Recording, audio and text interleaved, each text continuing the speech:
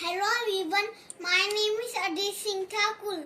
Today we are celebrating Red color day, and I'm going to make make watermelon juice.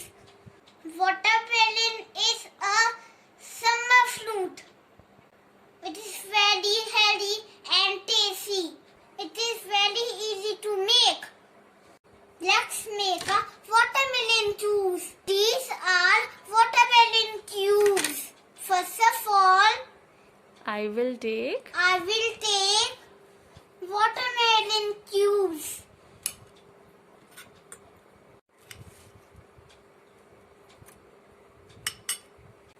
Now I will press the cubes.